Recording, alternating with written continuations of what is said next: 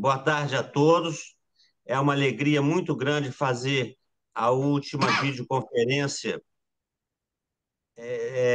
do Instituto dos Magistrados do Brasil, ao lado da OAB, com a organização do Genilto Castilho e do nosso amigo André do Instituto dos Magistrados.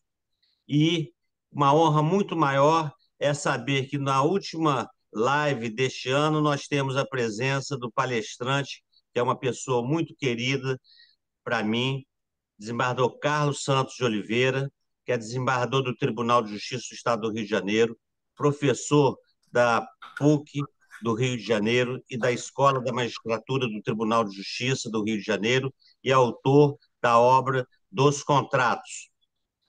E é uma pessoa que, quando eu trabalhei ao lado dele, desembargador Carlos, toda vez que ele votava, eu nem estudava mais o processo, eu concordava com ele, porque tamanha sabedoria e o bom senso principal dele. Então, é uma pessoa espetacular como amigo e melhor ainda como ser humano.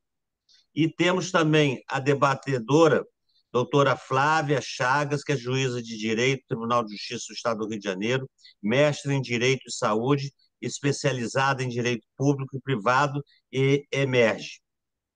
Contamos com a participação especial do doutor Samuel Mendes de Oliveira, advogado e ex-presidente da subseção da OAB, e com a Vanessa Passos Campinos, delegada, diretora da pessoa com deficiência da seccional da OAB.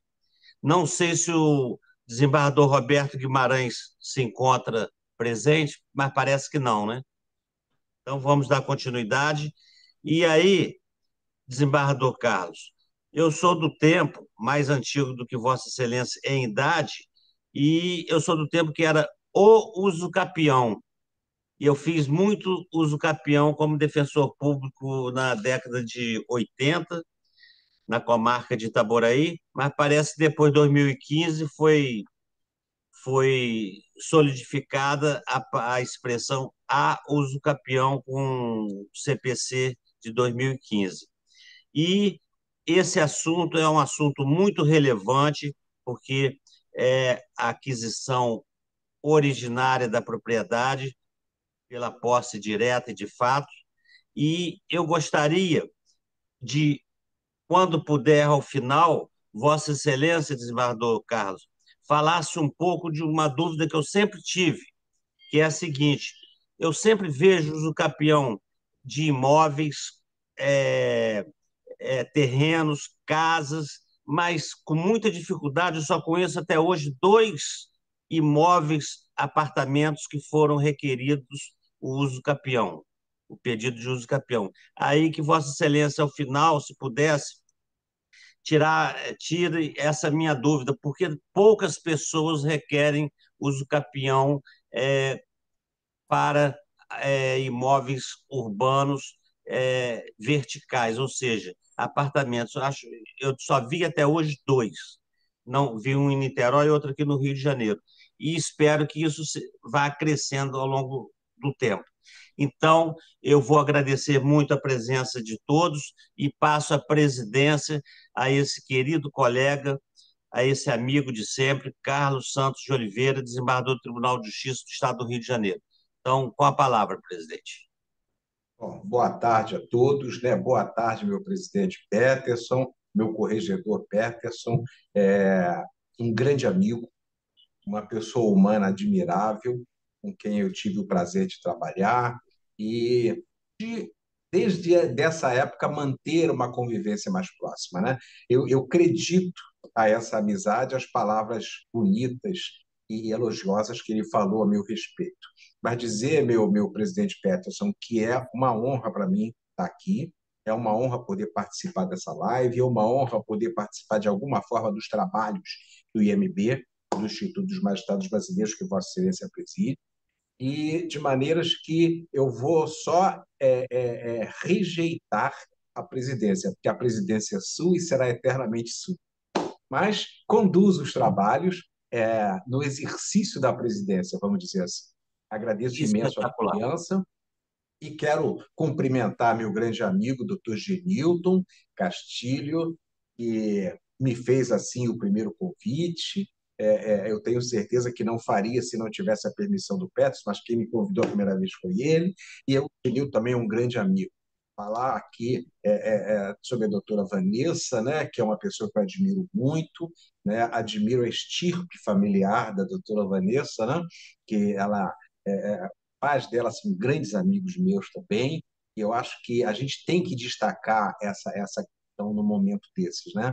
E dizer aqui que eu estou muito, muito feliz, muito honrado de dividir essa participação com a doutora Flávia Chagas, né, que eu estou tendo o prazer de conhecer, e é sempre bom a gente estar junto dos colegas, né, porque o tribunal somos nós, né? Eu acho que a gente tem que conhecer e na medida do se conhecer e na medida do possível estar cada vez mais próximo e trocando ideias em prol de um judiciário mais forte, um judiciário que realmente distribua justiça. Eu acho que é mais ou menos por aí, meu presidente Peterson. Se Vossa Excelência quiser e me der permissão, eu começo a minha fala. Sim, então vou pedir permissão a Vossa Excelência para ir ao médico e sair então, mas depois vou assistir com muito prazer o vídeo posteriormente. Um Obrigado. E abraço a olha, todos, melhoras, tudo hein, de meu bom. presidente? Muito Melhoras. obrigado. Boa Tchau. tarde. Boa tarde. Tchau. Tchau, Tchau. desembargador. Um abraço para o Um senhor. abraço. Tudo de Fique com bom. Deus. Tchau. Melhoras. Tchau, Vanessa. Tchau. Tchau. Tchau, desembargador. Bom, posso começar, Gil? Então tá. Bom, nosso tema hoje aqui é uso capião. O uso capião é uma matéria que me diz muito respeito, né? E me chama muita atenção, que tem a ver com posse, tem a ver com propriedade, e é uma matéria que eu gosto de lecionar, quando posso, gosto de escrever, e a minha estada aqui, a minha aceitação de participar dessa live, ela me traz uma oportunidade de, pelo menos, passar para a assistência o meu pensamento a respeito desse instituto, né? Eu vou tentar condensar aqui, porque senão o doutor Genilton me dá cartão vermelho ao final dos 40 minutos e eu não posso correr esse risco. Mas eu começaria dizendo o seguinte: o que é uso capião? Uso capião é uma modalidade originária de aquisição da propriedade. A gente ter uma certa idade é bastante interessante, porque eu participei das discussões doutrinárias e jurisprudenciais a respeito de ser ou não a uso capião uma aquisição originária, né? Os julgados à época eram controvertidos. E isso nasceu de uma provocação da Procuradoria do Estado, né? Porque se você tem uma modalidade originária de aquisição da propriedade, você não está obrigado ao recolhimento do PTU, do ITBI, perdão, antigo ITBI, hoje tem um outro nome, né? Porque é o imposto que incide sobre a transmissão da propriedade. Então, se a aquisição é originária, não tem imposto. Se a aquisição fosse caracterizada como derivada, o Estado poderia cobrar imposto, porque sempre ao término de uma ação de uso capião, expedia-se, né, a carta ao uso capiente vencedor, e ele, quando levava a registro, o oficial do registro exigia o pagamento do tributo. E aí começou-se a discussão: olha, eu não devo esse tributo porque a aquisição é originária. Até que a matéria chegou nos tribunais superiores, e os tribunais superiores, vamos dizer assim, firmaram convencimento no sentido de aquisição, que a aquisição era originária, e a aquisição sendo originária, ela não teria, vamos dizer assim, insta ao recolhimento do imposto de transmissão sobre bens imóveis. Então, foi aí que começou essa discussão, essa controvérsia, foi aí que se firmou o uso capião, perdão, a uso capião como modalidade de aquisição originária da propriedade. Um outro detalhe que eu gosto sempre de chamar a atenção, e Genilton, eu já vou entrar nos requisitos, tá? Só estou fazendo um briefing aqui, porque eu acho super importante. Muito. Um outro aspecto é que não sei se vocês. Excepcional. Oi? Desculpa, eu cortei o senhor porque eu achei muito interessante essa questão da aquisição originária. Desculpa, eu achei muito interessante o argumento. Porque quando eu Exatamente. estudei já se falava que era originária. Eu não sabia que tinha Exato. tido um embate com Teve relação a essa controvérsia, teve questão aí muita controvérsia, tributária. e a Procuradoria do Estado, no interesse próprio, ela sustentava que era derivada, porque ela queria o recolhimento do imposto. Entendeu? Foi aí o nascedouro dessa controvérsia. Mas um outro aspecto bastante interessante, que eu gosto sempre de chamar a atenção quando eu falo a respeito de uso capião, ele está na própria definição que eu acabei de ler. Né? Olha só, é modalidade de aquisição originária da propriedade, vírgula, ou de outro direito real sobre coisa alheia. Porque o menos informado, aquele que não consegue ler nas entrelinhas, ele diz o seguinte: olha, o uso capião serve para aquisição da propriedade, mas não é só da propriedade. Né? Nós temos, e hoje isso está firmado no artigo 1225, se não me falha a memória, do Código Civil, que trata dos direitos reais. Ele elenca os direitos reais. Né? E aí você tem a seguinte situação: naquele elenco dos direitos reais previstos no artigo 1225 do Código Civil, ele começa com a propriedade. São direitos reais. Propriedade. Se você for no passado, tá? E pegar o artigo, se não me falha a memória, 607 do Código Civil anterior, ele dizia lá, são direitos reais, vírgula, além da propriedade. E aí começava, né, com a enfiteuse que foi extinta. Hoje, o caput mudou e ele bota assim, são direitos reais, dois pontos. Item 1, propriedade. Por quê? Porque a propriedade é o direito real na sua plenitude. É o direito real pleno. Né? Se você olhar o Código Civil, lá no artigo 1228, ele diz o seguinte: olha, são direitos inerentes ao exercício da propriedade ou domínio: uso, gozo ou fruição e disposição. Então, esses três, vamos dizer assim, poderes, são poderes inerentes ao proprietário. Então, quando uma única pessoa, e aí quando eu falo única pessoa, eu estou me referindo também ao condomínio, tá? Porque a lei não faz acepção entre proprietário único e proprietário condominial. Quando uma única pessoa reúne em si esses três poderes, ela tem o direito real pleno sobre a coisa. Ela é proprietária. Aí a gente vai para o inciso 2 do artigo 1225, superfície, que ficou no lugar da servidão. Né? A superfície, o usufruto, a servidão, o uso, a habitação são direitos reais classificados, vamos dizer assim, como direitos reais de gozo ou fruição. Aí você tem a promessa de aquisição. Eu não estou com o código aqui, mas é promessa de aquisição. Eu não lembro bem a expressão do inciso. É o direito real de aquisição. Esse direito de real de aquisição aí, ele dá uma aula se você for falar sobre ele. Tem todo um histórico, tem toda uma contextualização sobre ele. Aí você segue lá, por exemplo, com hipoteca, anticrese, penhor. Aí já são direitos reais de garantia. E por que eu estou falando isso? Porque a uso capião funda na posse. Se ela funda na posse, ela pode converter a posse em propriedade. Então, ela também pode converter esta posse em direitos reais limitados que se fundem na posse. Então, você pode perfeitamente entrar com uma ação de uso capião para que seja reconhecido o teu direito superficiário, para que seja reconhecido o teu direito de enfiteuta. Bom, enfiteuta não tem mais. Né? Para que seja reconhecido o seu direito de habitador. Por quê? Porque são direitos reais de gozo ou fruição. Eles se fundamentam na posse. E porque eles se fundamentam na posse, eles também dão origem à ação de uso capião. Então, na definição, eu boto assim, é modalidade de aquisição originária da propriedade ou de outro direito real sobre a coisa alheia que se classifique como de gozo ou fruição, né? Que consiste no exercício ininterrupto, sem oposição e com intenção de dono durante lapso temporal previsto em lei. Então, eu acho que aí a gente já contextualizou a questão do uso capião, né? A nível de, vamos dizer assim, de definição doutrinária.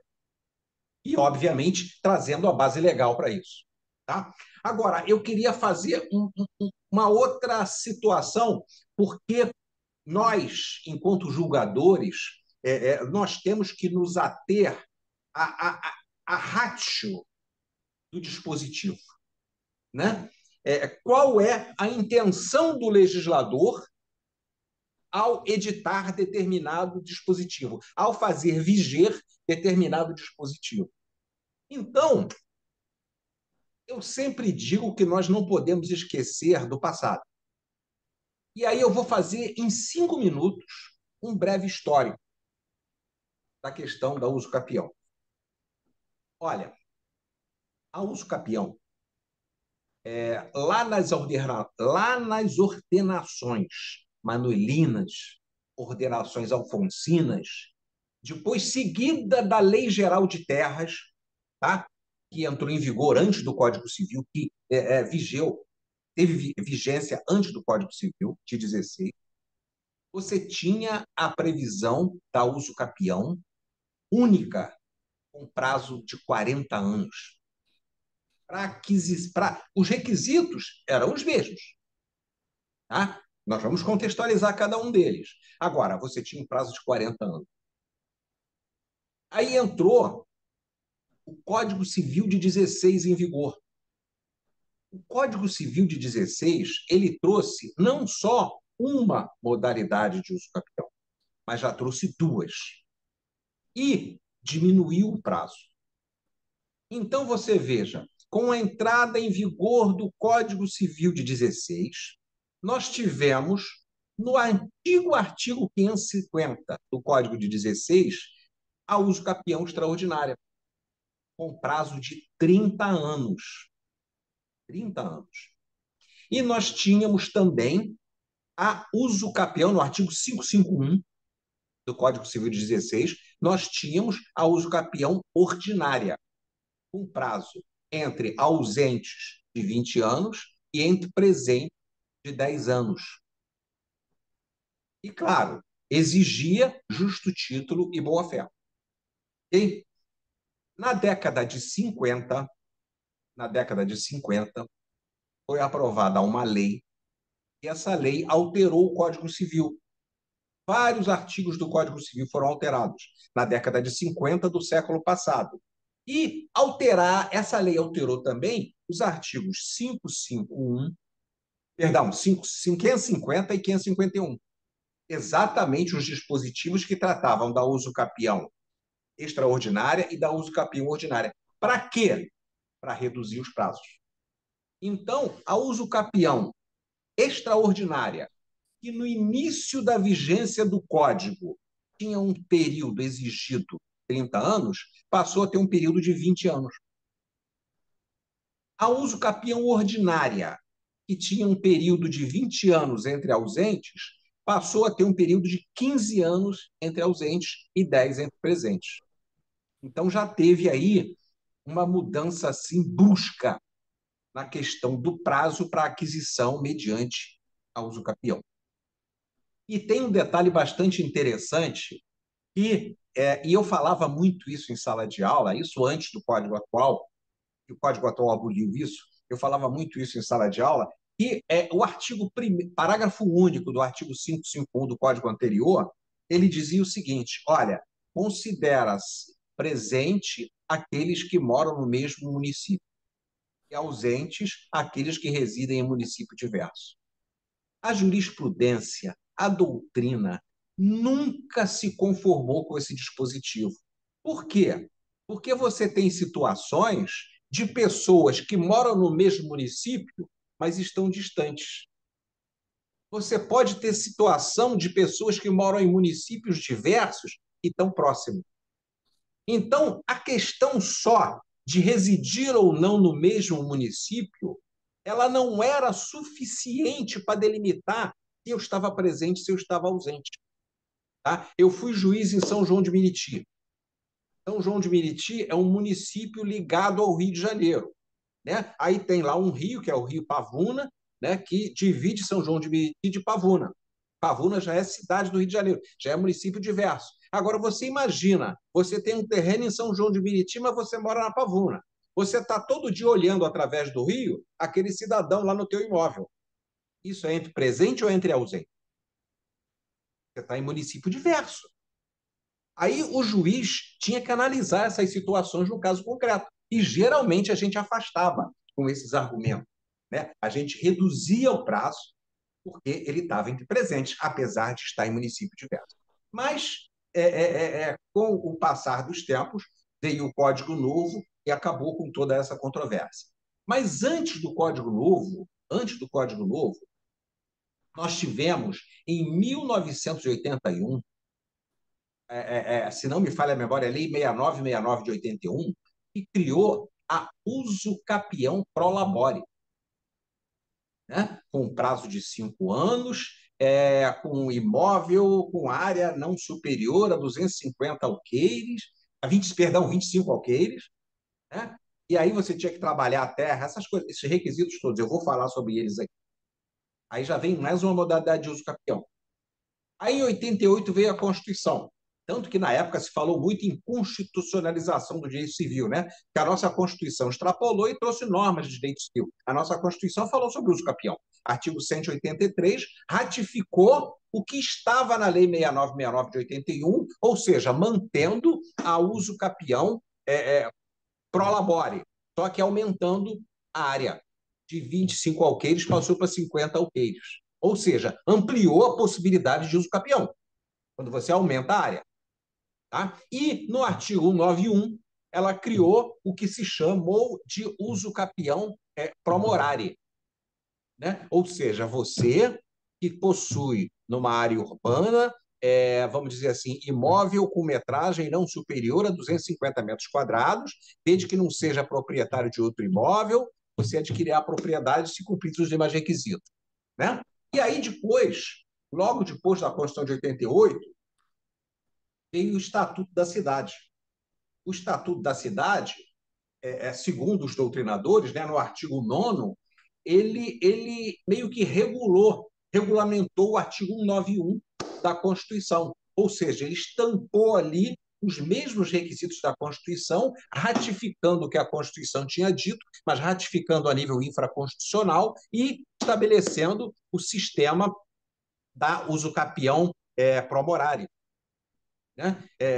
E instituiu no artigo 10 a uso capião coletiva. Foi uma das maiores inovações, do Estatuto da Cidade. Né? E aí depois veio, por exemplo, o artigo 1240, e aí veio o Código Civil. O Código Civil de 2002 veio a uso capião extraordinária com prazo reduzido também, veio a uso capião extraordinária com prazo reduzido também, vieram as duas modalidades, tanto o uso capião rural pro labore quanto a pro morari, que é o urbano, estão previstos na Constituição. E mais adiante inseriu-se um artigo 1240-A, onde se criou a uso capião familiar, né? Aquele decorrente da extinção, vamos dizer assim, da sociedade conjugal, com prazo reduzidíssimo de 2 anos. Né? Então, eu falo para vocês o seguinte: num prazo que eu posso fixar aí, não maior que 150 anos, nós tivemos uma redução acentuada nos prazos para aquisição por uso capião. E nós tivemos um crescimento acentuado das modalidades pelas quais você pode adquirir a uso capião. Aí eu pergunto para vocês, o que o legislador quer com isso? Ele quer privilegiar a regularização das posses. Porque, através da usucapião, você regulariza a sua posse e você transforma, vamos dizer assim, a sua posse em propriedade. Então, eu digo o seguinte, essa explanação aqui que eu fiz para vocês, ela serve, assim, como sinal de alerta para aqueles que têm a sua propriedade, né? E aí, a Constituição fala em função social da propriedade. Se vocês repararem, a Constituição não fala em função social da posse. Ela fala em função social da propriedade. O Código Civil não fala em função social da posse. Ele fala em função social da propriedade.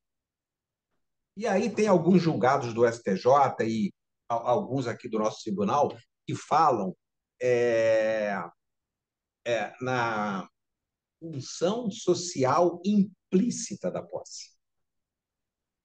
Função social implícita da posse. Por quê? Porque quando você tem a propriedade, se você tem a posse, você tem, assim, 99% de chances de estar exercendo a sua propriedade com função social. Agora, se você tem a propriedade, mas não tem a posse, você nunca vai conseguir comprovar que exerce a sua propriedade com função social.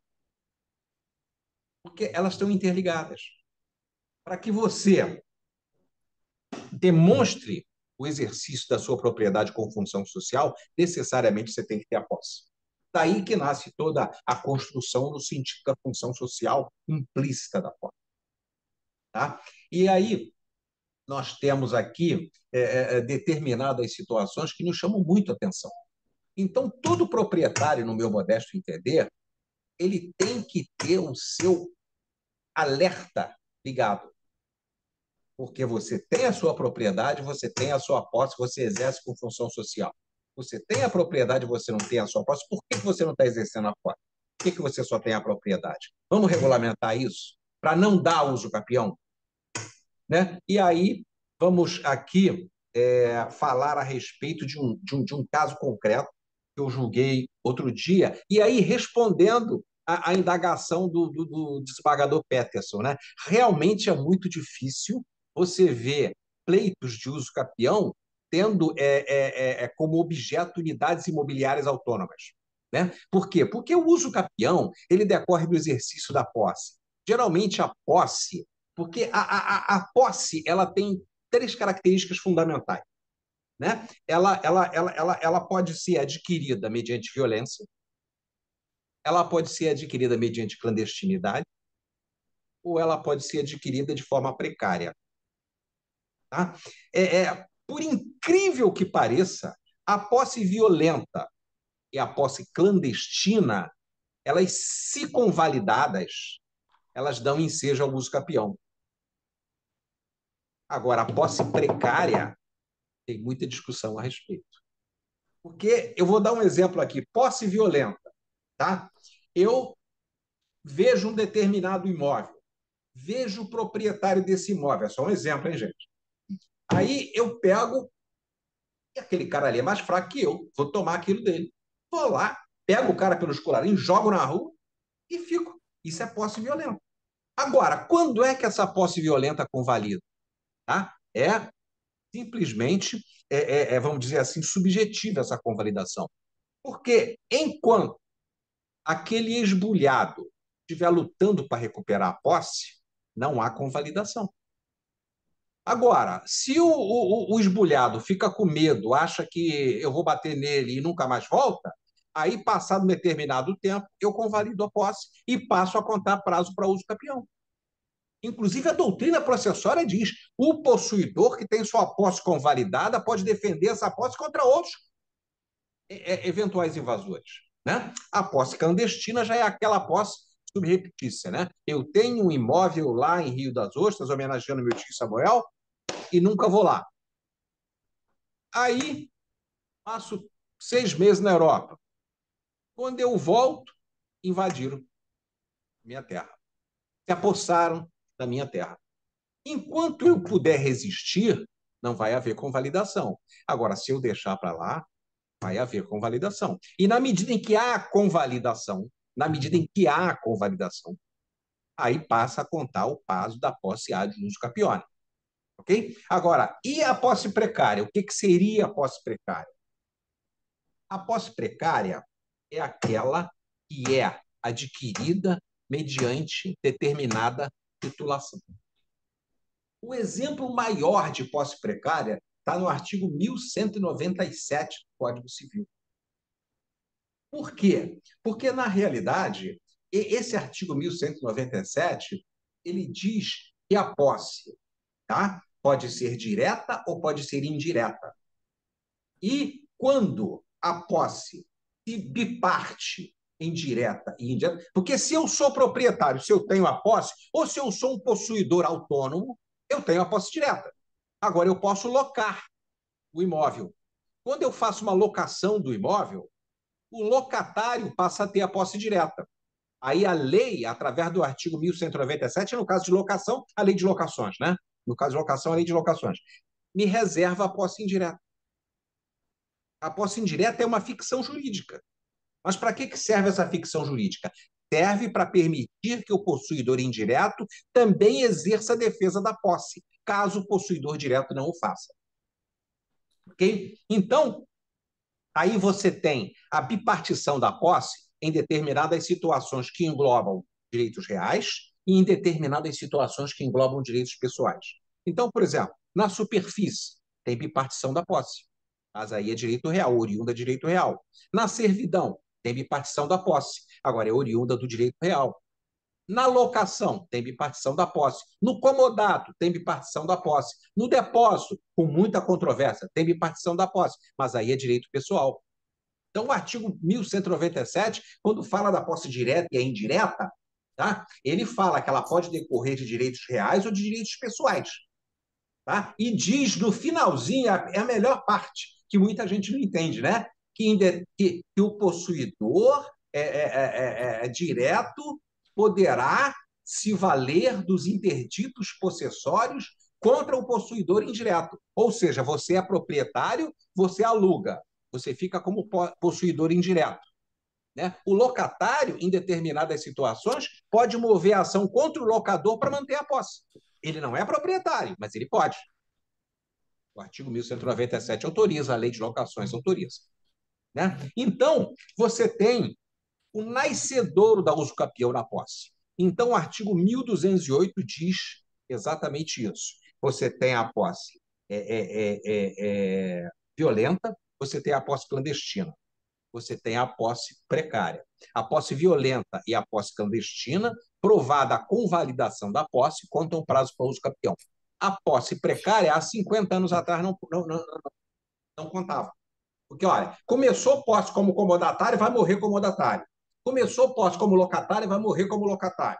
Eu era juiz de direito, foi uma das audiências mais pesadas que eu fiz na minha vida, que a parte chegou a passar mal, eu tive de parar a audiência, chamar assistência médica e tal.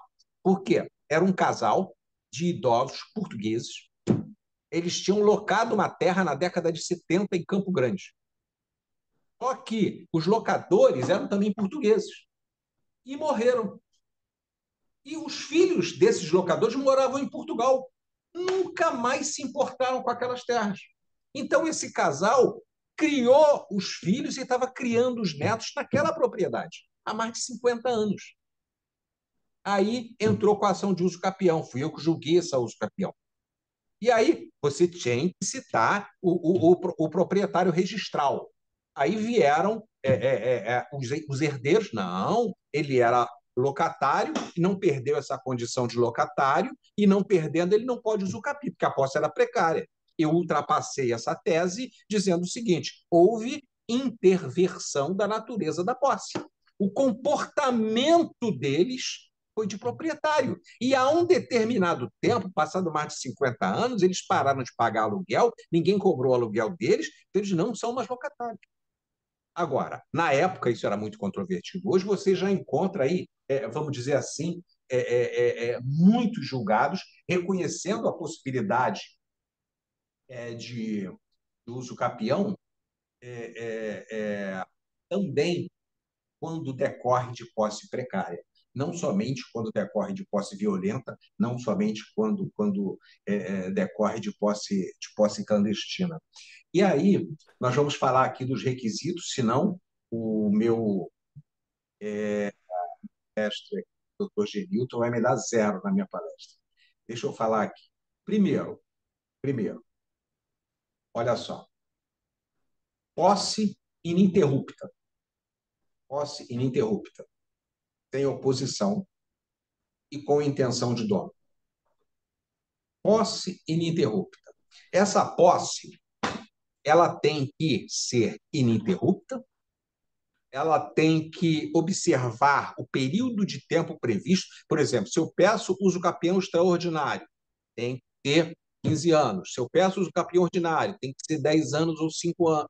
Ou 5 anos, né? Se eu peço os outros tipos de uso capião, tem que ser período de tempo correspondente que está lá na lei. Agora, o que eu quero chamar a atenção é, quando eu falo em posse ininterrupta, não necessariamente é a posse de uma única pessoa, né? Porque a gente, e a jurisprudência pacífica, a doutrina pacífica quanto a isso, você pode utilizar os efeitos da accessio possessionis para fins de cômputo do prazo de uso capião. Ou seja, é perfeitamente lícito, né? Uma pessoa que já tem 10 anos de prazo morando sem resistência, sem interrupção, de forma pacífica, com ânimos de dono, numa determinada propriedade. Ela não quer contratar advogado, ela não quer esperar o judiciário, se bem que agora pode ser extrajudicial, né? Eu já vou falar disso. Pode ser extrajudicial. E ela resolve vender a posse. Ela pode perfeitamente vender a posse. E aquele que adquiriu a posse, ele vai poder contar o tempo dele, o tempo de aquisição. Por quê? O artigo 1207 do Código Civil fala bem isso, né? Você tem a sucessão universal, que é a sucessão que decorre da morte, né? Quando a sucessão decorre da morte, a contagem do tempo anterior é obrigatória. Agora, quando tem a sucessão chamada a título singular, que é a sucessão de forma derivada, quando você compra a posse, quando você adquire de outrem aqueles direitos possessórios, aí você tem a possibilidade, e a lei te dá essa possibilidade, de contar ou não contar o prazo anterior. Ora, se o prazo anterior for uma posse de má-fé, então vou esquecer esse prazo, eu vou contar daqui para frente meu prazo de uso capião. Agora, se a posse anterior for boa, for a de uso capione, você pode contar e dizer, doutor juiz, olha, eu já tenho 20 anos, eu já tenho 15 anos, eu já tenho 10 anos. Aí contar com a posse anterior. Então, quando eu falo posse ininterrupta, tá? Eu não estou dizendo que o Carlos tem que ficar 10 anos naquela posse. O Carlos vendeu para o Genilton vendeu para a Flávia pode pedir uso capião, contando os tempos anteriores e ela provar que os tempos anteriores também foram, vamos dizer assim, exercidos de uma forma a se comprovar o animus domini. Ok? Então, posse ininterrupta, sem oposição. Sem oposição. O que seria oposição? Qualquer forma de se opor ao exercício da posse. E aí tem uma situação bastante interessante, né? Porque você tem vários e vários e vários julgados do Superior Tribunal de Justiça que dizem o seguinte: olha, eu estou na posse. Se o Genilton acha que tem melhor posse, ele vai entrar com uma ação de reintegração de posse contra mim. Ok? Então, se alguém, Genilton aqui no caso, que é alguém qualificado, né, ele entrar com uma ação de reintegração de posse, ele está demonstrando uma oposição à minha posse. Mas aí vem o Superior Tribunal de Justiça e diz assim: se essa ação de reintegração de posse for improcedente, não vai contar como oposição.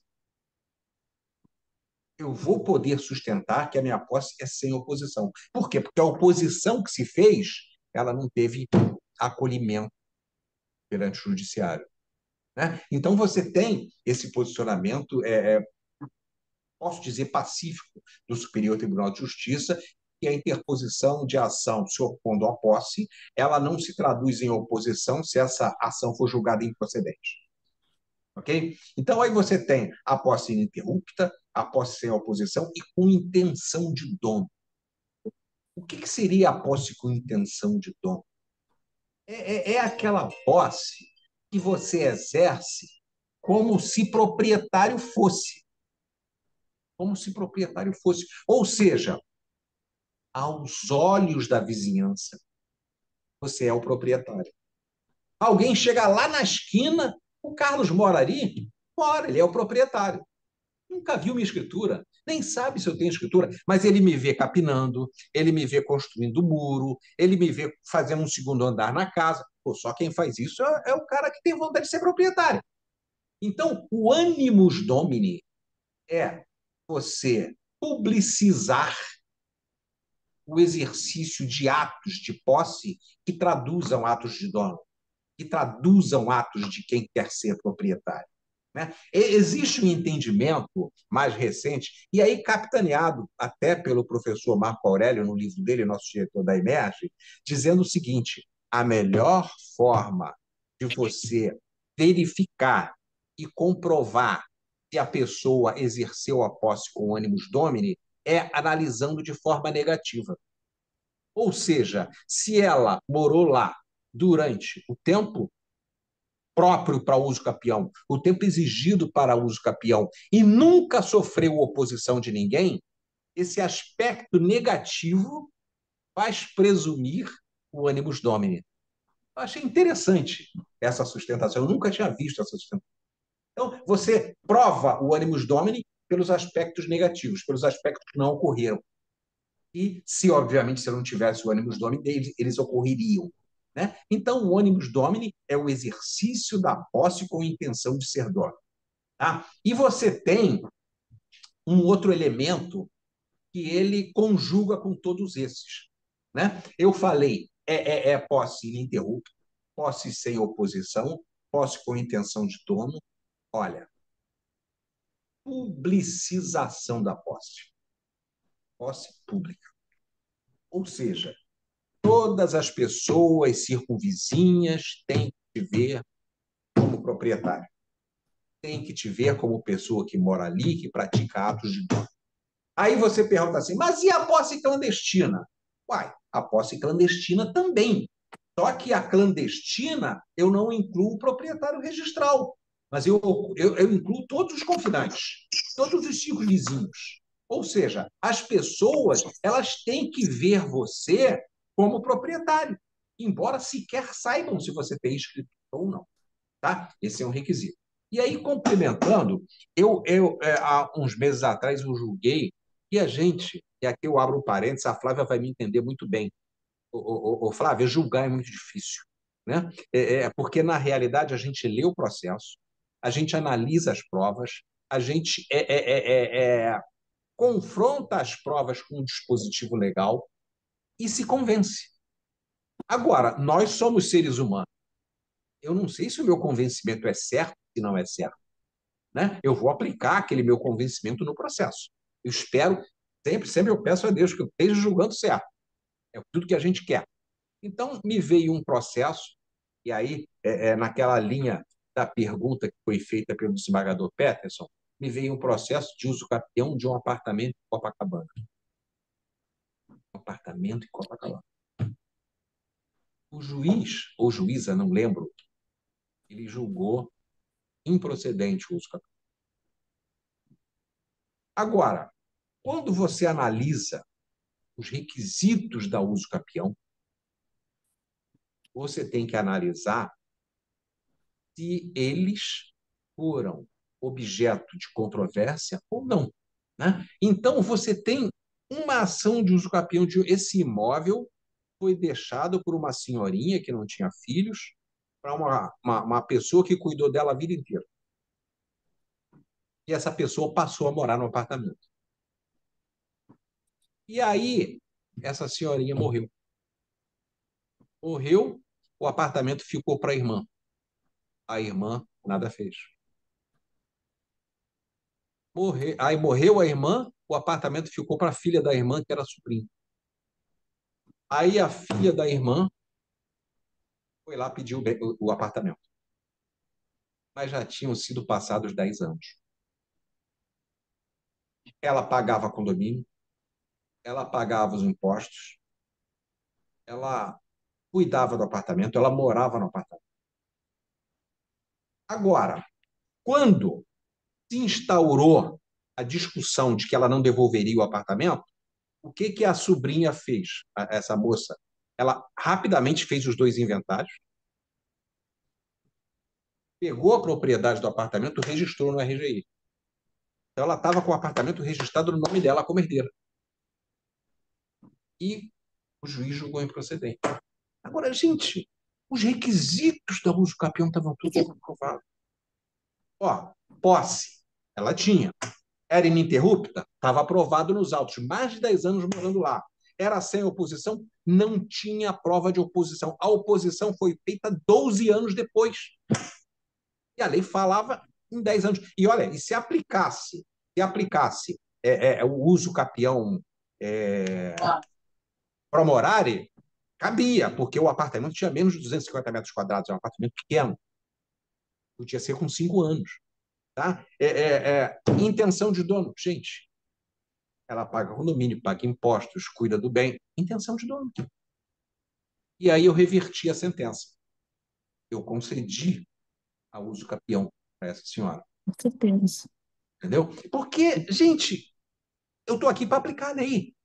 Agora, se apropria a pessoa, a argumentação da ré, não, eu me insurgi. Olha, ela ficou lá como comodatária, a minha mãe, que sucedeu a minha tia, deixou ela ficar como comodatária, mas ninguém trouxe nada escrito, nenhuma testemunha. E ela continuou morando lá. Houve a intervenção da natureza da posse. Quer dizer, se esse acórdão vai ser mantido ou não, aí já não me interessa. Né? Porque a gente não pode se apaixonar pelo processo. O que você tem que fazer é analisar as provas, cotejar as provas com a lei e dar o seu veredito, que é o seu convencimento. Desembargador, posso fazer uma pergunta? O senhor Pode. falou da intervenção. Na hora que o senhor deu o julgado, a partir de que data que o senhor considerou que houve uma intervenção? Desde o início, não, né? Não, desde o falecimento da proprietária do imóvel, que era de uma Entendi. proprietária que era sozinha. Ela já tinha saído do imóvel, ela tinha outro imóvel, tinha vários imóveis, ela, e deixou a funcionária lá. Gente, essa funcionária cuidou dessa sobrinha quando ela era pequena. Ela já cuidava da família há muito tempo. Né? E aí, depois, passou um lapso de 5 anos, morreu a irmã. Mas ninguém fez o inventário. E deixaram a moça lá. Ah, não, era acomodatária aqui, continuou sendo acomodatária aqui. Mas espera aí, cadê a prova disso? O juiz considerou que tinha prova, eu não vi prova. É questão de. Né, eu submeti ao colegiado, o colegiado aprovou de forma unânime.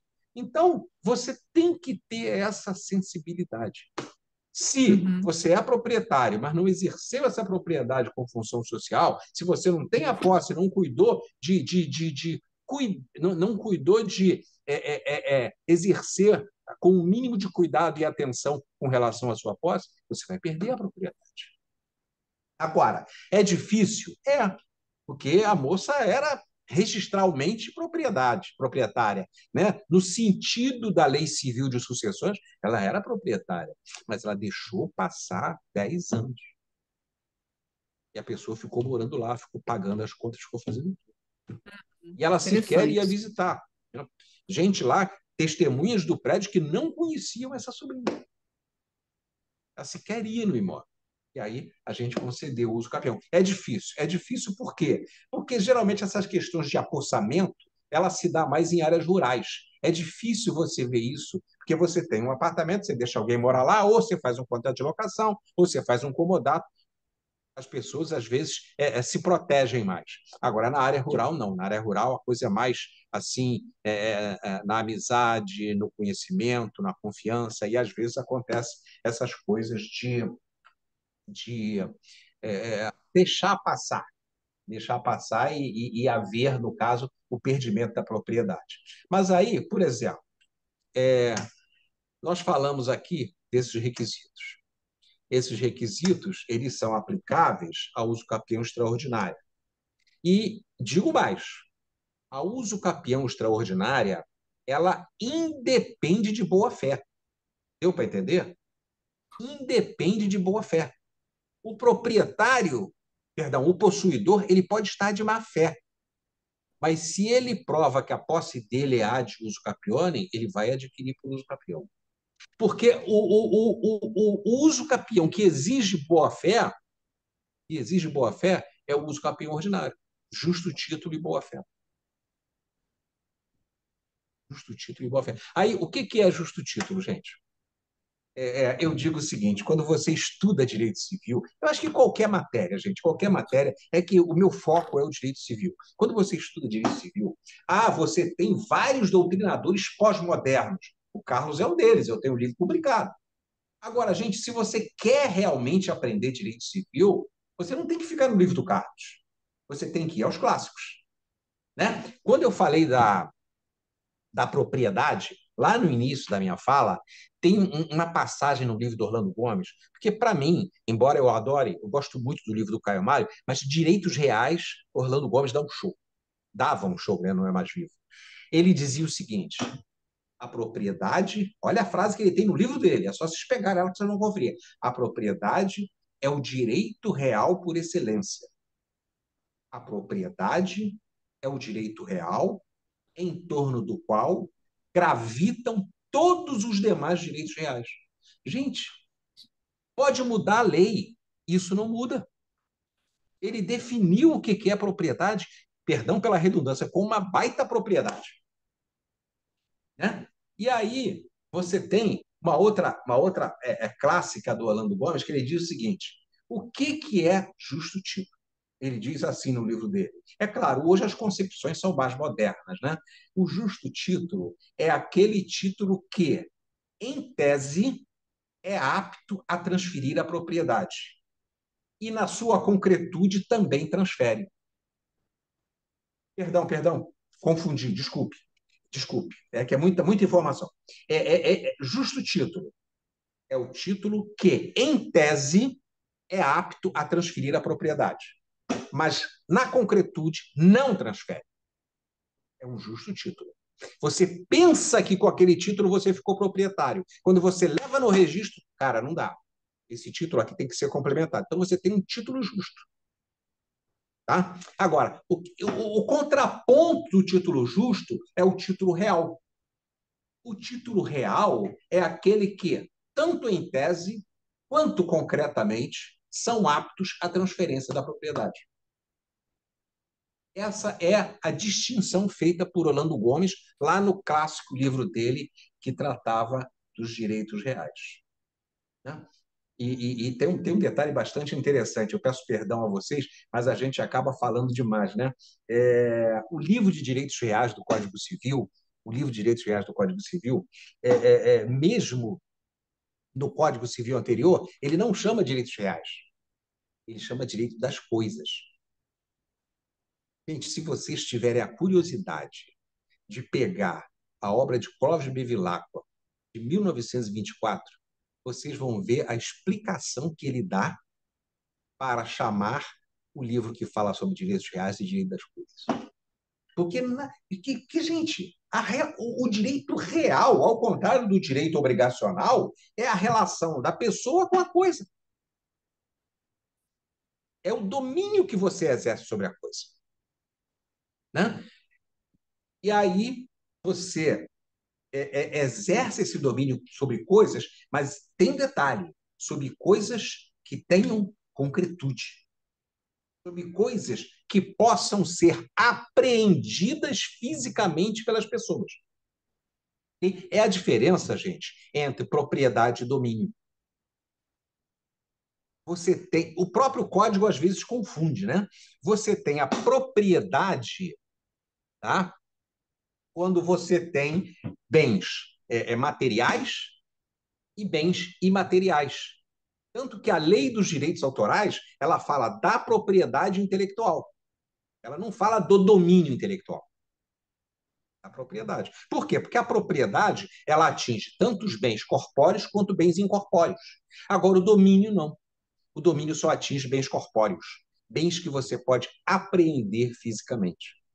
Né? Então, aí nós temos hoje, voltando aqui aos requisitos da uso capião ordinária, né? O justo título hoje, de acordo com os julgados do Superior Tribunal de Justiça, ele é balizado pela função social. Ele é balizado pela função social. Ou seja, você tem preenchimento dos requisitos que são atinentes ao exercício da propriedade, e você tem também a conjugação do exercício daquela posse mediante função social, para que você possa ter a concepção moderna de justo título. Não é só a antiguidade do título, né? Você pode ter um título mais moderno, mas você ter uma posse funcional. E quem tem o título mais antigo não tem essa posse funcional. Então, aquele título mais moderno passa a ser o título mais justo, né? Então, o Superior Tribunal de Justiça tem caminhado, vamos dizer assim, tem caminhado nesse sentido. Tem aqui um dispositivo que eu queria falar para vocês, que ele traz assim uma concepção bastante interessante. Eu teria que ter aqui o Código Civil, eu não tenho o Código Civil aqui. Vanessa, vê aí o artigo do Código Civil, 1242, por favor, vê aí. Consegue, não? É muito interessante isso. Será que eu vou ter que ligar o computador? Peraí. Então eu vou ver se eu consigo aqui, peraí. Vou ver se Posso eu ler? consigo. Doutora Flávia, consegue? Ah, então tá ótimo. 1242. Adquire também a propriedade do imóvel aquele que, contínua e incontestadamente, com justo título e boa-fé, o possuir por 10 anos. Parágrafo único, não tem um parágrafo? Sim. Será de 5 anos o prazo previsto neste artigo se o imóvel houver sido adquirido onerosamente com base no registro constante do respectivo cartório, cancelada posteriormente, desde que os possuidores nele tiverem estabelecido a sua moradia ou realizado investimentos de interesse social e econômico. Então, aí você tem a possibilidade de redução do prazo da usucapião ordinária para 5 anos, se você tiver feito uma aquisição onerosa, né? Eu tô tentando lembrar aqui, mas tem um dispositivo que, mais à frente no Código Civil, quando fala da aquisição da propriedade mediante registro do título. Eu vou ver se eu acho ele aqui. Gente, ele diz exatamente o contrário desse parágrafo único. E aí, o juiz vai ter que analisar o que ele vai aplicar. Deixa eu ver se eu acho ele aqui. Eu fiz umas anotações aqui, mas na hora, para você achar, às vezes fica um pouco difícil. Deixa eu ver aqui. Papá. 1247, dá uma lida aí, por favor. Se o teor do registro não exprimir, né? Se o teor do registro não exprimir a verdade, poderá o interessado reclamar que se retifique ou anule. Cancelado o registro, parágrafo único. Cancelado o registro, poderá o proprietário reivindicar o imóvel, independentemente da boa-fé ou do título do terceiro adquirente. Olha só, enquanto lá no 1242, parágrafo único, diz, olha, se você adquiriu onerosamente, né? Se você cumpriu o prazo do uso capião, se você usar a propriedade com função social, você vai ter direito ao uso capião, o 1247, parágrafo único, diz o seguinte, olha, se o registro for cancelado, então se o registro cancelado, pressupõe uma aquisição onerosa. O proprietário poderá, independente da boa-fé, retomar o imóvel. Quer dizer, esses dois artigos, eles se contrapõem. Eu nunca apliquei o 1247, parágrafo único. Eu sempre apliquei o 1242, parágrafo único. Por quê? Porque privilegia a dignidade da pessoa humana, privilegia a função social. Gente, a pessoa pagou pela propriedade. Ela já está lá num prazo maior do que o exigido por lei para adquirir por uso capião. Ela mora, ela tem função social. Eu não vou aplicar o 1247, parágrafo único, me perdoe. Eu sempre me degladiei com esses dois dispositivos, né? E sempre sustentei que um sucumbia diante do outro. É interessante a gente analisar, porque a interpretação sistemática da lei nos leva a essas situações de incompatibilidade. Então, na hora de aplicar a lei, você vai ter que justificar por que está aplicando um e não está aplicando o outro. E aí você busca a essência, vamos dizer assim, dos princípios constitucionais, né, que foram, obviamente, alforriados aí pelo Código Civil, né? É muito interessante. E olha, eu esqueci de falar, nós temos ainda a modalidade de uso capião administrativa, nós temos ainda a modalidade de uso capião. Oh, meu Deus! Cadê? Uso capião indígena, uso capião indígena, tá? Nós temos a modalidade agora do uso capião extrajudicial, né? O Código de Processo Civil ele alterou, peraí, o artigo 1071 do CPC introduziu o artigo 216A na Lei 6.015, que é a Lei de Registros Públicos, né? E que trata exatamente da possibilidade de você pleitear o uso capião extrajudicialmente perante o cartório do registro imobiliário. Eu tive hoje um advogado aqui despachando comigo e ele me comentou que estava muito feliz que tinha acabado de conseguir uma uso capião extrajudicial. Falei, que ótimo, gente. Para que trazer isso para o judiciário se a coisa está... Porque a uso capião extrajudicial, ela funciona como? Né? O tabelião do registro de imóveis, ele vai analisar a presença de todos os requisitos previstos na lei. Todos. Se não tiver impugnação e se os requisitos estiverem presentes, ele concede. Se não houver impugnação e os requisitos não estiverem presentes, ele vai negar. Só que a negativa dele não vai fechar as portas do judiciário. Está na lei. Tá? Agora, se houver impugnação, ele vai remeter ao judiciário.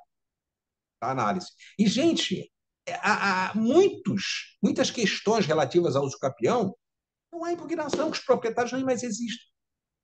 E aí você facilita muito, né? Você desafoga o judiciário. O uso capião é uma matéria encantadora. Eu já passei muito mais de 40 minutos. Não sei se eu posso continuar, se eu paro. Genilton, fala aí.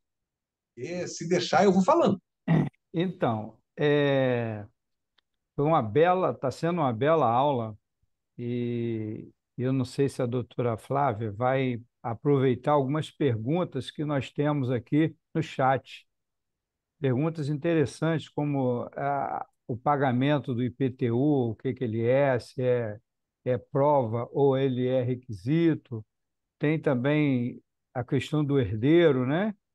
Tem umas 3 ou 4 perguntas aqui que são bastante interessantes. Ela vai querer Deixa eu aproveitar. finalizar aqui. Tá Posso bom. finalizar? 2 minutos. Pede. Olha só, eu falei aqui dos requisitos da uso capião extraordinária e da uso capião ordinária. Aí você tem aqui os requisitos da uso capião promorare. Olha só vou ler. Não ser proprietário de outro imóvel, quer urbano, quer rural. Ter animus domini, né? Ter posse quinquenária, ou seja, de 5 anos, ininterrupta, mansa, pacífica e pública, área ou edificação urbana até 250 metros quadrados e utilização para sua moradia ou moradia de sua família. Esses são os requisitos do uso capião urbano. Aí você tem o uso capião rural.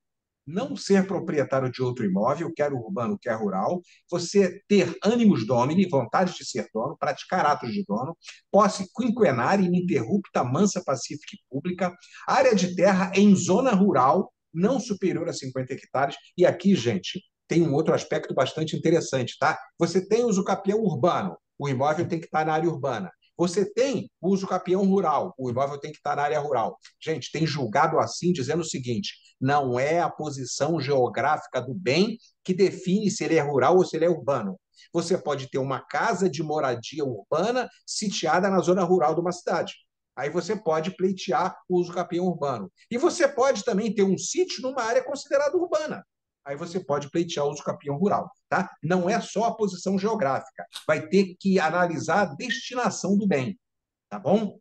Então, com base nessa complementação aqui, eu dou por encerrada e agradeço imenso, doutor Genilson, a possibilidade de falar alguma coisa aqui sobre o uso capião, sobre posse-propriedade, e vamos ouvir a doutora Flávia.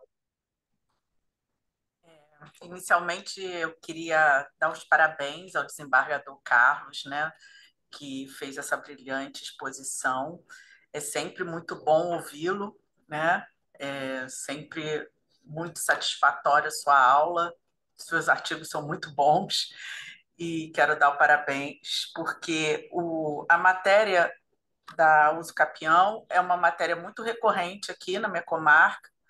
Eu sou titular da segunda vara civil da região oceânica de Niterói. Nós temos muitas ações sobre a uso capião. Antes eu era de Alcântara, São Gonçalo, outra comarca que também tinham muitas ações falando e muitas brigas envolvendo o uso capião. Mas eu separei duas perguntas aqui que eu considero interessantes para o tema e não vou tomar muito tempo. Acho que são perguntas fáceis, assim, que é só realmente curiosidade e que envolvem realmente o processo. Uma delas é o senhor destacou os prazos, né, para aquisição da uso capião, tanto do Código Civil quanto na própria Constituição Federal. A uso capião o senhor chamou pro morale, né, que eu chamo extraordinário urbano, mas e eu gostaria de saber a opinião do senhor se o prazo, tanto os prazos previstos no Código Civil, quanto esse prazo previsto no artigo 183 da Constituição, se seriam um pré-requisito para a propositura da ação de uso capião, como uma condição da ação ter adquirido já o tempo para a propositura da ação, ou se o prazo pode ser atingido no curso do processo. Se eu proponho essa ação sem ainda o prazo total para aquisição da uso capião, e no curso do processo eu venho atingir esse prazo. Se o juiz deve julgar procedente ou improcedente o meu processo, se na data da propositura eu ainda não tinha o prazo. E complementando essa pergunta, se esse prazo deve ser atingido antes da contestação do réu ou se ele pode ser atingido mesmo após a contestação. Qual a sua opinião sobre essa pergunta? E novamente agradecendo a participação nessa live e principalmente agradecendo a composição junto ao desembargador Carlos, porque é um orgulho poder compartilhar com o senhor esse tema. Bom, Flávia, eu queria dizer que o orgulho é meu em estar aqui junto de todos vocês, tá? Principalmente de você. Perguntas bastante apropriadas e que me fazem até complementar a minha fala, né? Existe posicionamento do Superior Tribunal de Justiça no sentido que você pode, sim, complementar o prazo da uso capião depois de distribuída a ação até que venha a contestação. Ok? Porque, na realidade, você tem aquele prazo ainda de ausência de impugnação. E com a contestação, obviamente, você já vai ter presente uma impugnação. Então, você tem a contagem do prazo, vamos dizer assim, a contagem total do prazo sem qualquer impugnação. Então, até a contestação, ele é, sim, de ser computado. E eu já tive chance de julgar os capítulos, né? A parte, ela não entrou faltando prazo, porque no entender dela, ela tinha o prazo. Só que durante a instrução do processo, chegou-se à conclusão de que o prazo não começou no ano X, começou no ano Y, né? Mas aí eu, na hora de sentenciar, eu verifiquei que mesmo considerando o prazo iniciado no ano Y, até a data da contestação, perfazia o prazo exigido pela lei. E aí julguei procedente o uso capião. E aí, na época, busquei entendimentos do Superior Tribunal de Justiça no mesmo sentido. Eu não sei se eu me fiz entender, me fiz responder. Sim, sim, fez sim. Eu tenho uma outra pergunta aqui, que é sobre a possibilidade que, assim, o prazo para aquisição da uso capião pró-murale ou urbano, que se fala, de 5 anos, eu acho um prazo muito exíguo, né? Muito pequeno. Mas o legislador assim previu e coloca como outro requisito a utilização do imóvel para moradia. Eu gostaria de saber do entendimento do senhor se o imóvel fosse destinado para comércio, se a pessoa, ao invés de utilizar para moradia, utilizasse o terreno ou a casa propriamente dita para exercer alguma atividade comercial, que seja de pequeno comércio, tipo uma borracharia ou isso já aconteceu por aqui, que a pessoa instalou num terreno uma borracharia. Ali exercia o comércio dela como borracheiro. Ou ali exercia uma pequena atividade comercial para próprio sustento. Se o senhor acredita que esse prazo poderia ser o do uso capião urbano, de 5 anos, ou nós deveríamos ir para o prazo maior do Código de 10 anos? Eu digo para você o seguinte, a uso capião, ela é uma exceção. Tá? Ela é uma exceção por quê? Porque o direito é de propriedade. Então, para você destruir o direito de propriedade, você tem o Instituto da uso capião. A uso capião é a única ação que pode confrontar uma ação reivindicatória. Né? O proprietário entra com uma ação reivindicatória. Aí você entra com um pedido contrapor de reintegração de posse. Claro que você não vai fazer isso. Você tem que entrar com um pedido de uso capião. O uso capião destrói a propriedade, né? No linguajar vulgar. Então, você tem uma norma de exceção. Tá? E eu acho que você tem que interpretar esta norma literalmente, porque ela é uma norma de exceção. Tá? E os requisitos, tá, previstos no Estatuto da Cidade são utilização para a sua moradia ou de sua família. Tá? Se ele utiliza como comércio, não nego, ele vai ter a posse.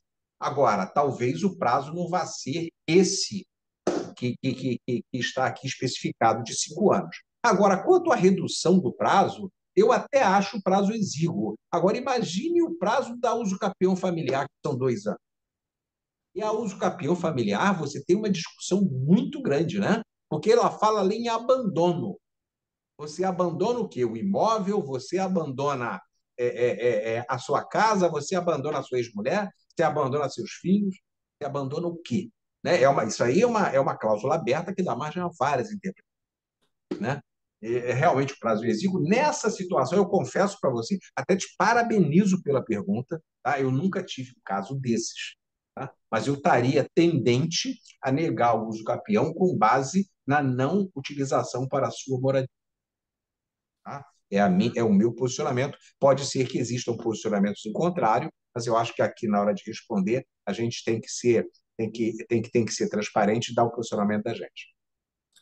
E, por último, eu acho que é a questão mais controvertida, que é que eu acho que agora nós tivemos uma mudança de entendimento no STJ, que era a possibilidade de uso capi o imóvel em condomínio, no sentido de casais que se separavam e não faziam a partilha no prazo previsto na lei para a partilha do bem e a possibilidade daquele que detinha a posse poder usufruir se o outro não entrasse com a ação de dissolução de condomínio ou propriamente da partilha no prazo de 10 anos.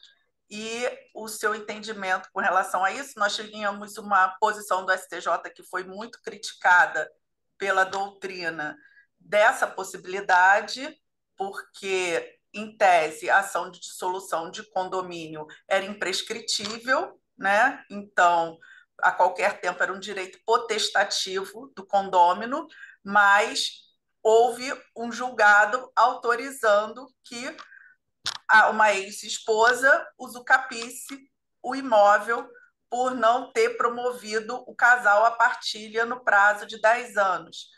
E houve agora, recente, um outro julgado modificando esse entendimento.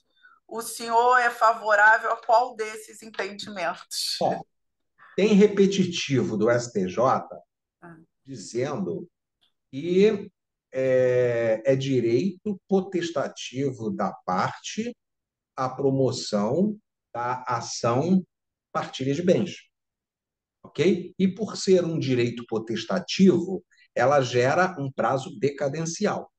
E, obviamente, como esse prazo decadencial não está previsto no Código Civil, esse direito ele é imprescritível. Tem repetitivo do STJ neste sentido. Agora, quero crer que esse julgado do STJ, quando deu a uso capião para essa mulher, ele não tenha fundamentado, gente, não é possível, ele não tenha fundamentado na ausência de proposição da ação de partilha, de propositura da ação de partilha. Ele tenha fundamentado no preenchimento dos requisitos para uso capião, né? Porque você tem aquela diferença que vamos dizer assim, entre renúncia e abandono, né? A renúncia é expressa. A renúncia se faz por escrito. A renúncia, quando é da propriedade, ela depende de inscrição no RGI. Não é isso? Agora, o abandono não. O abandono é subjetivo. É você largar o bem e deixar de praticar qualquer ato tendente à conservação daquele bem. Nesse caso específico, se provado o abandono efetivo, você nunca mais voltou lá, e se provado que a pessoa unilateralmente mora no bem, exerce poderes de dono, ou seja, cumpre todos os requisitos, talvez eu até aquecesse. Tá? Agora, não por ausência de propositura da ação de partilha. Eu acho que são dois fundamentos distintos. Tá? Eu tenderia, claro, primeiro, a dizer que, de acordo com o entendimento superior do Tribunal de Justiça, a ação para a propositura da partilha ela é imprescritível, ela pode ser colocada a qualquer momento e é um direito potestativo da parte que se divorcia, tá? Do ex-cônjuge. Agora, ao mesmo tempo, se fundamentada dessa forma que eu falei, eu não veria com maus olhos essa decisão do STJ, porque o fundamento seria diferente. Tá? Tá, agradeço muito os esclarecimentos e vou abrir as perguntas das pessoas que participaram da palestra. Eu queria que o Genilton comandasse isso. Tem alguma pergunta aí, Genilton? A doutora Flávia vai dar uma olhada nas perguntas relevantes ali tá. E vai passar, porque ela tem mais propriedade para ter o que ela trabalha no dia a dia, né? Isso. Algumas já foram respondidas. Por favor, doutora. Espera aí, deixa eu pegar aqui rapidamente, então. A gente tem que encerrar qual o horário do encerramento? A gente está com bastante frequência aqui, o pessoal está gostando muito, e então acho que a gente pode ficar mais uns 20 minutos, 15, 20 minutos. Tá ótimo. Então, está muito lá. boa a live, muito boa. Primeira pergunta. Foi feita uma construção de uma casa em um terreno, área rural, inscrita no INCRA, com ITR, registrado em nome do meu bisavô. Não foi feito inventário. Seria possível a uso capião? Gente, a uso capião é possível não pelo registro no INCRA. O registro no INCRA é um indício de prova. Agora, tem que haver prova da posse. O que é posse? Posse é fato. Tá? Simples, usando a linguagem vulgar, tá? Eu estou sentado em cima dessa cadeira. Eu tenho a posse dessa cadeira. Posse é fato. Eu estou lá na área, eu tenho posse. Agora, você pode ter posse direta, pode ter posse indireta. Tá? Você pode ter posse de uma área e alugar aquela área. Né? Já é pacífico na jurisprudência que a locação não é privativa do proprietário. O possuidor autônomo também pode locar, e aí ele ficaria com a posse indireta. Agora, se você tiver prova da posse, animus domini e exercício dos demais e cumprimento dos demais requisitos, aí você pode pleitear uso capião. mas não simplesmente pelo fato do registro no INCRA. Tá? O registro do INCRA é um indício, assim como é o pagamento do imposto, o pagamento do condomínio. Tá? Agora, você tem que provar a posse. A posse, para uma corrente, ela é um fato. Para outra corrente, ela é um direito.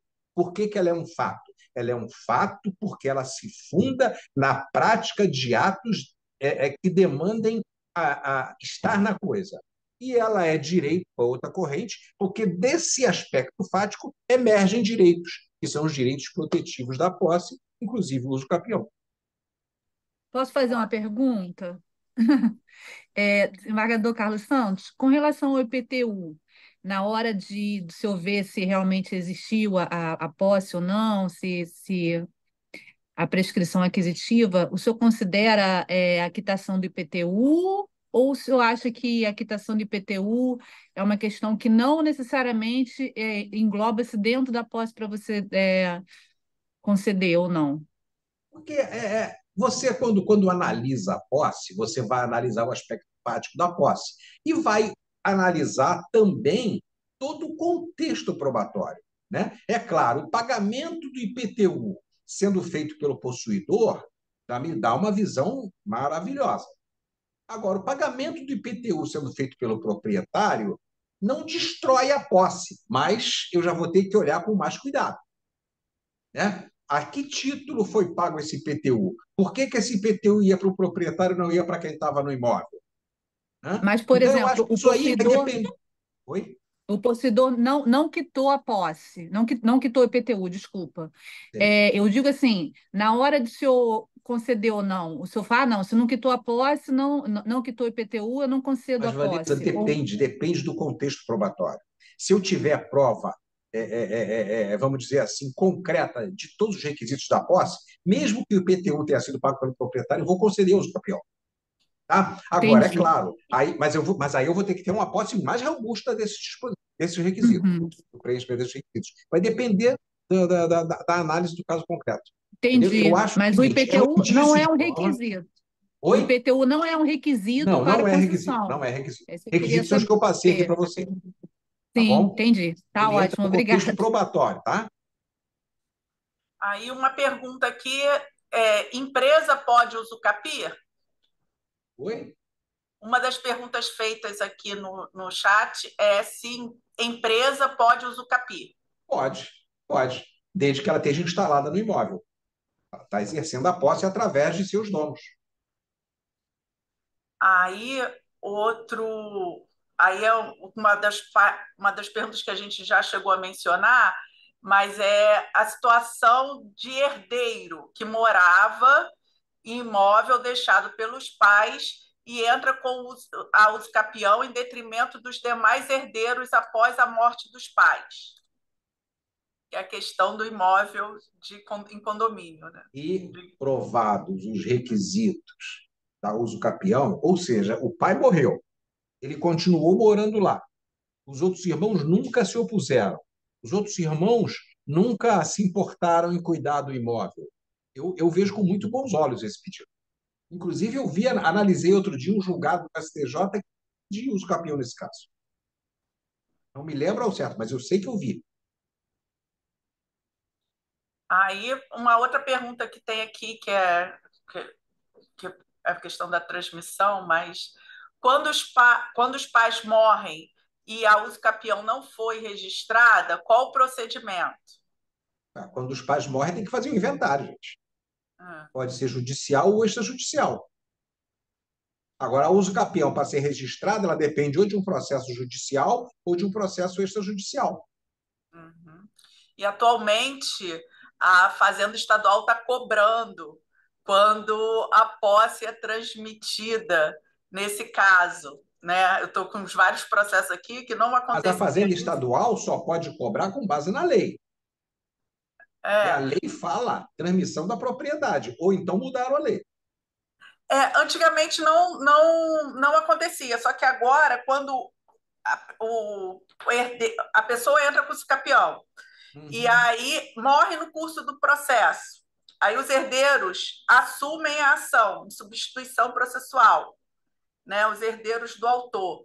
a Fazenda está pedindo para recolher o imposto de transmissão para antes de deferir a sentença de usucapião. Bom, aí você tem que ver, porque o imposto de transmissão é estadual. Bom, teve a reforma tributária agora, né? Aí eu confesso para você que eu não estudei muito bem se continua assim. Até onde eu sei, o imposto de transmissão é estadual. Você tem que olhar a lei, se ela fala que o imposto é devido em caso de venda, transmissão da propriedade, ou se também engloba a transmissão da posse, para você poder definir. Você tem que ver o que está na lei. É. Aí teria que ver a lei Também só. começou agora isso, está sendo a É, né? novidade aqui nos processos. Não, A gente não está vivendo, aconteceu. a gente está sempre aprendendo, né, Flávio? É. Aí, uma outra pergunta aqui é possível fazer a uso capião de parte de terreno? Desde que, porque você veja o seguinte, aí você vai ter que entrar noutra seara, né? Você tem Tem muitas ações assim. a propriedade divisível e a propriedade indivisível. Você tem a posse divisível e a posse indivisível, né? E essa indivisibilidade, ela pode ser fática ou pode ser jurídica, né? O que é a indivisibilidade fática? Por exemplo, todo município tem as suas posturas municipais. E as posturas municipais, elas visam regular a ocupação do solo urbano, né? Então, elas instituem, via de regra, um módulo mínimo. Então, por exemplo, para ser reconhecido como terreno, tem que ter 10 metros de frente por 20 de fundos. Qualquer coisa menor não vai ser reconhecido. Entendeu? Então, se o terreno já tem 10 de frente por 20 de fundos e querem dividir, aí você tem uma divisibilidade fática, ou seja, você bota o muro e dividiu. Agora, você tem uma indivisibilidade jurídica, porque você vai dividir e não vai poder registrar como dois terrenos, averbar na prefeitura como dois terrenos, né? Então, essa situação passa pela divisibilidade ou indivisibilidade. Se o imóvel, a parte do imóvel pretendida ao usucapir for de um imóvel divisível jurídica e faticamente, é a possibilidade. Senão, não há. Ok?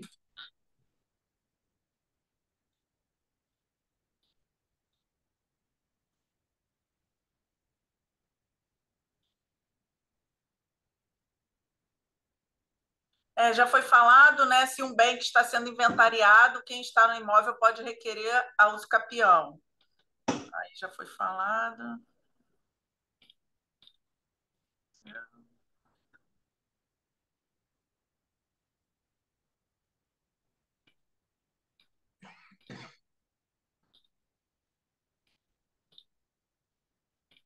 Acho que acabaram. É, o enfrentamento foi bastante interessante, né? E as perguntas respondidas a seu tempo. E a nossa live está chegando ao final, né, Excelência? Isso. Excelências. Eu queria só perguntar se a Vanessa tem alguma coisa alguma consideração para fazer, Ah, rápida. sim. Foi uma aula excepcional. Eu relembrei de muitas coisas. O senhor falou até do professor Marco Aurélio, né? Ele foi meu nosso professor na escola do MP, e eu lembrava intervenção da posse, todos esses termos que ele falava, da função social. Nossa, eu voltei, nem vou falar quantos anos, porque senão eu vou acabar denunciando a minha idade. Mas realmente Bom, gostei muito, o senhor realmente sabe muito sobre essa matéria, falando sobre os direitos das coisas, direitos reais sobre coisas alheias. Eu gostei muito mesmo. Foi muito, muito gratificante poder ter participado desse momento com vocês, e também as perguntas tão pertinentes também da doutora. E foi uma honra, realmente. Eu agradeço bastante aí, tá? Muito obrigado, obrigada. Vanessa. Obrigado. Honra minha. Também agradeço a oportunidade que o MB me trouxe. Agradeço as explicações dadas pelo desembargador Carlos Santos. Agradeço a participação de todos que me ouviram, estiveram aqui na nossa live. Agradeço ao Genilton, que me fez o convite. Tá? Muito obrigada, uma boa noite para todos. Então, da Nós minha que parte, Hilton, agradecemos. da minha parte também eu só quero agradecer, tá? Agradecer pelo convite, agradecer por poder participar, agradecer por poder estar junto aqui da Flávia, conhecer a Flávia, é sempre muito bom. Agradecer as perguntas que ela fez, que a assistência fez, e agradecer a participação de Vanessa, sempre simpática, sempre com colocações apropriadas. E eu acho que eu estou muito feliz. Nós chegamos ao final, eu acho que nós cumprimos o nosso dever, o nosso papel, e a gente está aqui para isso, né? A gente está aqui para tentar passar um pouquinho, não do conhecimento, que a gente não tem muito, mas da nossa experiência, né? Porque os cabelos brancos trazem um pouquinho de experiência e a gente quer, pelo menos eu sou ávido por passar um pouco dessa experiência para os mais novos e para que eles possam trilhar o caminho deles, né? Muito obrigado, Genilton. Muito obrigado a todos, tá? Então, Feliz. essa será a última live da parceria OAB e IMB. A gente vem tocando isso, trazendo conhecimentos, pessoas com conhecimentos para passar para os colegas advogados. E foi muito boa, muito interessante. E ano que vem, se Deus quiser, nós estaremos, a OAB também aqui, vocacionada a passar conhecimento, a trazer coisas novas para os advogados, né? Infelizmente, a doutora Ana teve uma audiência em Brasília, de Brasília, né? Essas audiências que não tem que fazer, e ela não pôde comparecer, mas ela me coloca aqui para representá-la. Inclusive, o vosso tio ia representar a doutora Ana Tereza aqui, mas ele não conseguiu entrar na live, faltou internet lá. Ele foi presidente da OAB de Rio das Ostras, conselheiro da seccional, uma pessoa excepcional, o doutor Samuel, e sempre que eu ia para algum evento lá, ele falou, não, você vai dormir lá em casa. E é uma pessoa maravilhosa. A gente tem uma, uma muita amizade. Então, excelências, ano que vem vocês não vão escapar novamente. A gente vai fazer uma continuidade sobre o uso capião. Dois, E, três, quatro, cinco, é, seis, e sete, não é a, 10 vezes. Vão ser e não é a muitas. Eu primeira vez, Posição. né, doutor? gosto Tá muito bom? dessa matéria. Então, eu passo a palavra para o nosso presidente para encerrar a live assim que desejar e depois o André faz o encerramento. Tá. A Bom, palavra na está com o qualidade de senhor. presidente de exercício, né, delegação inapropriada, mas feita, né, pelo nosso presidente Peterson, queria mais uma vez agradecer a todos os presentes, agradecer ao meu amigo Genilton, é um grande parceiro, e dar por encerrada, né? Dar por encerrado o nosso encontro e desejando aí que o próximo venha o mais rápido possível. Um abraço a todos. Um abraço, Muito boa obrigado. Um noite. abraço. Prezados participantes, obrigado pela audiência. Começaremos agora contagem de encerramento do evento. 4, 3, 2. Boa noite a todos.